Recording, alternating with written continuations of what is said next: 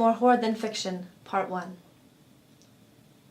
If someone had actually listened, then the way that the blood collected around her wrists, glistening red over the silver locks, it would make an excellent Scorsese scar or Tarantino torture reel.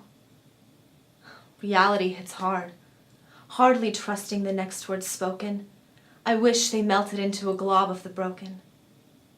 The girl's baby sister was in a high chair, crying herself to exhaustive, starving sleep. Meanwhile, the girl's brother, before he was sent to the white-walled room, stood up. The way he cupped the trigger was too much. It was her daddy's gun, one of the ones always left out, to get cleaned, scrubbed as her scraped-up skin. Like the sharp teeth of a tiger at the dentist in a dark-ending child's tale, she would have been so relieved to hear and not heal to. The gun barrel was on her temple for a few hours, she thinks. After the one-day institutionalized brother went on a walk, the older brother went to rob away the gun, to protect the mad boy from himself.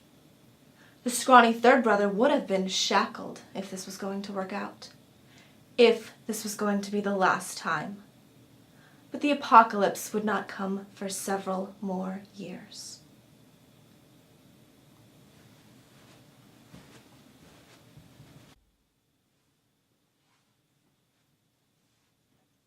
Part 2. Too much.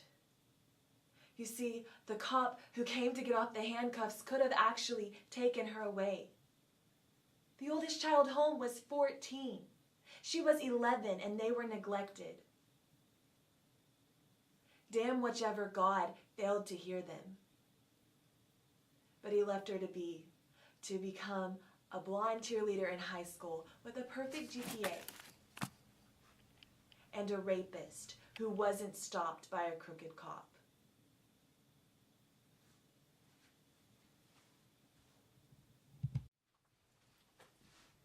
Part 3. 3 more years instead. With her bleeding wrists and the crazy brother being fathered by the oldest brother outside. The third of the 3 remembered pornography because he was marked with the BDSM images and thought, what fun. He raped her from behind on the stairs.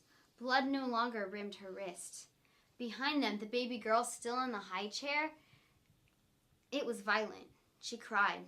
She is overdone with this ripping from this bullied on the swing set sissy brother. The too tight gripping, the glistening bloodied handcuffs, they really hurt. They bite and cut into her skin.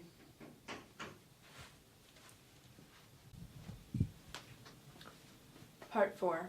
Never mind, officer who comes a while later.